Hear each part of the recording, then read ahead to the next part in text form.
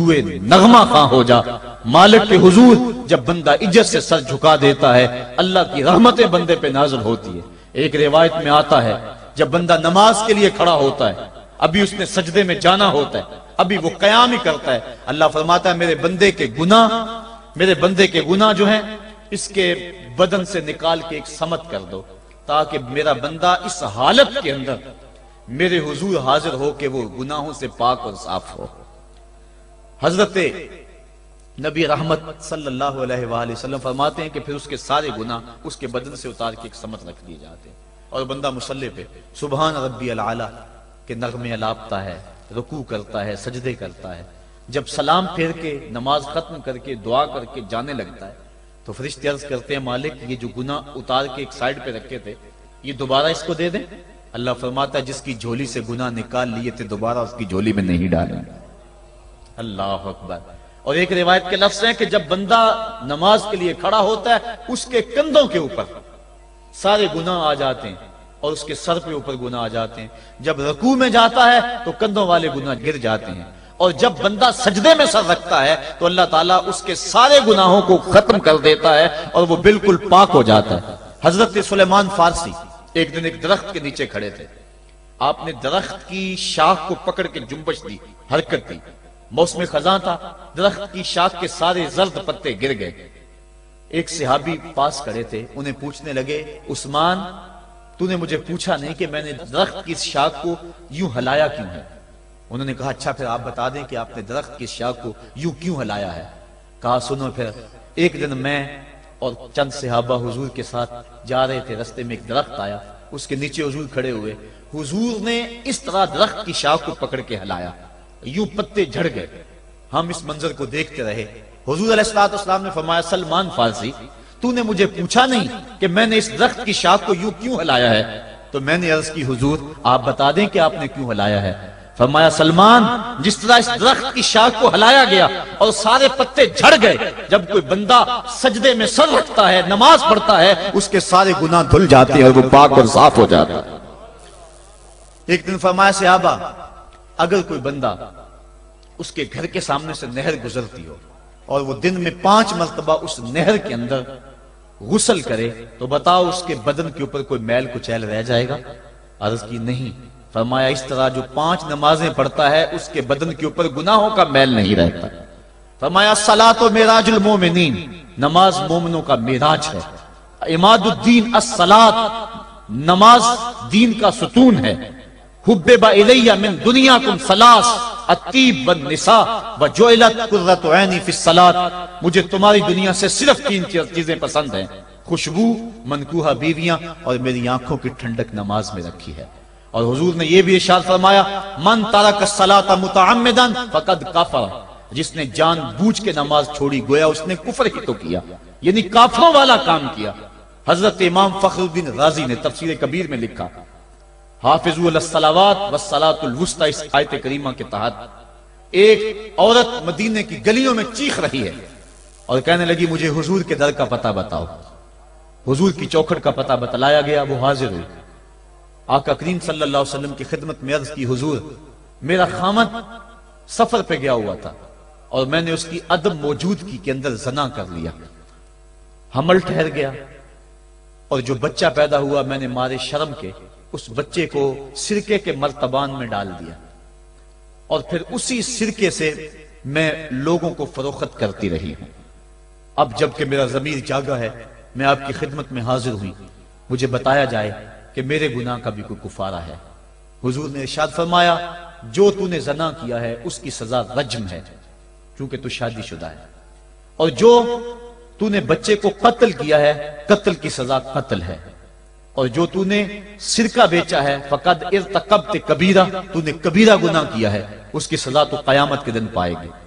اس کے بعد حضور فرمایا ان تینوں گناہوں کی یہ سزا ہے، لیکن جس طرح تو گھبرائی ہوئی آئی تھی میں تو یہ سمجھا تھا شاید تیری نماز اثر قضا ہو گئی ہے۔ اب آپ اندازہ کریں کہ نماز کی اہمیت کیا ہے اور ہم اس باب میں کتنی سستی کرتے ہیں. کسی سے پوچھا جائے نا آؤ نماز پڑھنے چلے، وہ کہتے ہیں بس یار میرے کپڑے پلید ہیں، کپڑے میرے پاک نہیں ہیں. تیرے کپڑے کیسے پاک رہ سکتے ہیں؟ تو اللہ کے حضور جھکنا نہیں جانتا، تیرے کپڑے بھی پلید ہیں، تیرا دل بھی پلید ہے، تو اس کے حضور جھک کے تو دیکھ، تن بھی ستھرا کر دے گا، تیری روح کو بھی پاکی دے دے گا، تیرے قلب کو بھی طہارت بخش دے گا. تو اس کے حضور آ جھک، اس کے حضور سجدوں سے اللہ کے حضور خراج پیش کر اپنی محبتوں کا. جب بندہ سجدے میں سر رکھتا ہے اللہ فرشتوں میں فخر کرتا ہے، میرے بندے کو دیکھو نا، بالآخر میرے حضور ہی جھکا ہے نا. کتنے گناہ کیے اس نے، کتنے جرم کیے اس نے، لیکن بالآخر میرے حضور آیا اور اپنے گناہوں کی معافی مانگتا ہے. فرشتوں گواہ ہو جاؤ میں نے اپنے اس بندے کی مغفرت فرما دی. تو اللہ کے حضور نماز پڑھنے والا، بلکہ ایک روایت مسند امام احمد بن حنبل میں موجود ہے، حضور فرمایا جب بندہ نماز کے ارادے کے لیے اٹھتا ہے اور وضو کرنے کے لیے جب پانی کا پہلا قطرہ چلو پہ لیتا ہے، جو ہی اس کے بدن سے وضو کا پانی چھوتا ہے اللہ اس کے گناہوں کو معاف فرما دیتا ہے. جس نماز کے قصد کے لیے اٹھیں اور وضو کریں اور پانی چھوتے ہی گناہ معاف ہو جائیں، اگر اس نماز کا اعلیٰ درجہ سجدہ کر لیا جائے تو پھر مالک کی کتنی رحمتیں نازل ہوگی. یہ کتنی بڑی دولت ہے، یہ کتنا بڑا سرمایہ ہے جس سے ہم لوگ محروم رہ جاتے ہیں. آؤ اللہ کی رحمتیں سجدے میں ڈھونڈے، سجدے میں پیشانی رکھ کے جب ہم اس کی رحمت کو مانگے تو وہ مالک ہمارے اوپر رحمتیں نازل کرے گا. آج پوری دنیا کے اوپر مسلمانوں کے ساتھ جو حالات ہیں وہ کسی سے مخفی نہیں. کوئی کہتا ہے کہ معاشی طور پہ مسلمان کمزور ہیں، اس وجہ کو بھی میں تسلیم کرتا ہوں. مسلمان کے پاس آلات حرب و ضرب بھی موجود نہیں ہیں، اس وجہ کو بھی تسلیم کر لیا جائے. سیاسی طور پہ مسلمان کمزور ہیں، اس وجہ کو بھی تسلیم کر لیا جائے. یہ ساری وجہیں اپنی جگہ پہ، لیکن یہ بھی تو سنو مسلمانوں کی تعداد اس وقت 1,40,00,000,000 ہے. افرادی قوت اتنی کبھی بھی مسلمانوں کی نہیں ہوئی تھی. اس وقت مسلمانوں کے پاس ایٹمی طاقت موجود ہے، اتنی قوت عسکری کبھی بھی مسلمانوں کے پاس نہیں ہوئی تھی. 56 اسلامی ملک ہیں جن میں قیمتی معدنیات سے اور تیل کی دولت سے اور سونے کی قیمتی معدنیات سے یہ مسلمان مالا مال ہیں. کیا کچھ نہیں ہے جو مسلمانوں کے پاس نہ ہو، لیکن ایک دولت چھن گئی مسلمانوں کے پاس، وہ سجدے کی آبرو، وہ سجدے کی عزت، وہ پیشانی رکھ کے اس رب کو پکارنا جو سب سے اعلیٰ ہے، جو سب سے بالا ہے، جس نے موسیٰ کے فرعون کو نیل کی موجوں میں ڈبو دیا. کیا پوری امت مسلمہ 1,40,00,000,000 انسان سجدے میں سر رکھ کے سبحان ربی الاعلیٰ کے نغمے آلاپ کے اپنے رب سے گزارش کریں اور اپنی امت کا رونا روئیں؟ کشمیر میں لٹتی ہوئی جوانیاں اور کل قدس کے اندر بہتا ہوا خون، شبرغان سے لے کر کابل و قندھار تک اور موصل سے لے کر تکریب تک مسلمان کے اوپر جو ظلم و تشدد ہو رہے ہیں، اپنے رب کے حضور اس کا دکھڑا سنائیں اور اپنے مالک کو کہیں میرے مالک ہم لٹ گئے، ہم کٹ گئے، ہم پٹ گئے. اسلحے بھی موجود، افرادی قوت بھی موجود، سیاسی طاقتیں بھی موجود، لیکن اس کے باوجود مسلمان دبتا چلا جا رہا ہے. اسی کشتی کو ہے خوف تلاطم صدحیف منہ موڑ دیے تھے جس نے بڑھتے ہوئے طوفانوں کے، جو 300 ہو کر جرت اور وہ طاقت اور وہ عظیمت کی داستانیں رقم کرتے ہیں کہ مالک تو بھی اس دن کو یوم فرقان کہہ کے پکارتا ہے. آج وہ امت بیچ منجدار کے اس امت کی کشتی ہچکولے کھا رہی ہے. ہماری فریاد، ہمارا استغاثہ تیرے سے ہے میرے مالک، ہمارا کھویا ہوا وقار بحال کر دے اور اس امت کو اس مرتبہ کمال تک پہنچا دے جس مرتبہ کمال تک یہ امت پہلے پہنچی تھی، اور ان کا کھویا ہوا وقار بحال کر دیا جائے. آج بھی ہم اگر سجدوں سے اپنے رب کو منا لیں اور وہ روٹھا ہوا رب آج بھی ہماری مدد کے لیے آ جائے تو پھر کوئی قوت، کوئی طاقت ہمیں نہیں لتاڑ سکتی. آئیے ہم سجدے سے اپنے مالک، اپنے خالق اور اپنے رازق کے حضور اپنی محبتوں اور اپنی الفتوں کا خراج پیش کریں. نماز ایک ایسی عبادت ہے جس کا حکم قرآن میں 750 مرتبہ کے قریب دیا گیا. اور ایک آخری بات عرض کر کے اپنے موضوع کو سمیٹنا چاہوں گا. میرے اور آپ کے آقا مولا حضور نبی رحمت صلی اللہ علیہ وسلم پر جب وقت آخر آیا تو آخری وصیتیں جو حضور نے اپنی زندگی میں کی وہ کیا تھی؟ 2 وصیتیں تھی حضور کی آخری کی.